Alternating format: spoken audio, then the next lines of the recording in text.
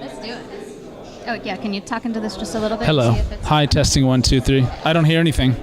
You don't hear anything? We're going to do this with me mouthing. There's no speakers. I'm just going to play music. It's going to be like a lyrics game. You just be like, what is that? Name that tune. Okay. Okay, ready? Okay.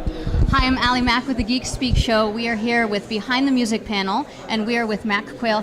Thank you for joining us. Hi, how's it going? Hi, great. I just heard the great news. You are nominated for your second Emmy. Congratulations. Thank you. And so this year's theme is very dark. This is, what is it? Crime, Death, Resurrection. And what you are most famed for, I'd say, is American Horror Story, just this weird little show. I don't know if you heard of it. And Scream Queens. So tell me a little bit about making dark music, making this music that makes our skin kind of crawl, and how you do it. It just naturally comes out of me. I just want to do dark things. I don't know. There's something. It's easier for me to just do that. Like doing comedy is difficult. It's hard to do the little. Okay, a bunny's jumping. Make a little sound. Yeah, this that's is where harder. They fall in love. No, he wants to see blood splattering on the wall, and you go and do that. It's something. Yeah, it does seem kind of natural. Okay. Yeah. And so do you have things that you draw inspiration from in your studio? Like, are there posters of Friday the 13th, or what does it look like in your creative space? There actually there's no inspiration there. I mean, the inspiration comes really from the creators of the show. The initial conversations about what they're looking for, and then once I start getting the episodes and start looking at the footage, I mean, that's where the final inspiration really comes to do what is needed. How do you get the goosebumps effect? When you do it just right, do you see it, or do you have to show, like, do you bring a friend in? Do you say, can you watch this? Does this like make you, how do you know whether you've hit it just right for yourself? I like to use this tool of putting something aside and then coming back to it. Like, while I'm working on it, it can be a little hard. I can lose perspective. I'm writing and changing and tweaking, and I'm like, yeah, I think maybe that's okay. But then I put it aside, and maybe I work on something else, and then I'll come back later in the day and then just watch it cold. And then that's when I know whether it's working. Like, do I get that feeling that I want to get? Am I scared? Am I feeling emotional? Or was it a bad idea and I need to scrap it and try something else? Wow.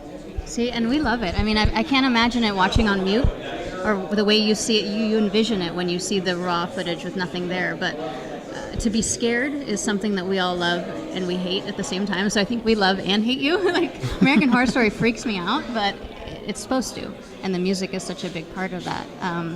So I want to ask you, when you watch other horror films, can you only listen? Or are you just very much in tune, or can you watch the movie for a movie? Or? Well, I can, and I think that goes for any film. And there's a saying about composers that when we're really doing our job well, you don't notice that we're there. Yes. And so a lot of people will watch movies and TV shows and not even really think about the music or notice it, and it just does its job. It helps tell the story. It makes us emotional, and we don't know why. Exactly. And that's your job, yeah. And so I can watch that way. Okay. I mean, there's always there's an ear that wants to listen, but depending on the story, I can just get pulled into it, and I'm not really thinking about the music. And then occasionally I'll be like, oh, that's a cool sound. Who did this score? Let me look. I'll be looking up on the IMDb. Yeah. There's an IMDb boat outside. I don't know if you've seen it, No. but I bet you're on it. I bet you could go on and be like, hi. You can look me up. I'm nominated twice. IMDb and then boat. It'll be on there. Hopefully it's updated to the minute. I want to ask you one more question. Is there like kind of a unique sound that sometimes you're like, hey, there's a dishwasher sponge that I can make, something that you like kind of throw in there and you try it and it's like, wow, that works, or no, it doesn't, or something that's not something that's odd, I mean, I think a lot of the sounds that I use are kind of odd. I haven't tried the dishwasher sponge yet. When I get home, I'm gonna see what I can get out of it. Yeah, I'll see what I can get out of it. I mean, I'm just a big fan of whatever works, and so whether I'm creating sounds or digging through libraries and finding things and manipulating them, it doesn't. If it works and if it's something just really weird, I'm all for it. Cool. All right. Well, thank you so much for joining us. Thank you so much. Behind the Music is happening here at Comic-Con. Thank you. Thanks. Well, thank you so much. And can you do us a little favor? We have a podcast that Okay. we do every week. Can you say, hi, I'm Mac, and you're listening to the Geek Speak Show? The Geek Speak Show. Okay. Okay. can say who you are, yeah. All right. Emmy nominated. No. Okay. Hi, I'm Mac Quayle, and you're listening to the Geek Speak Show. How's that?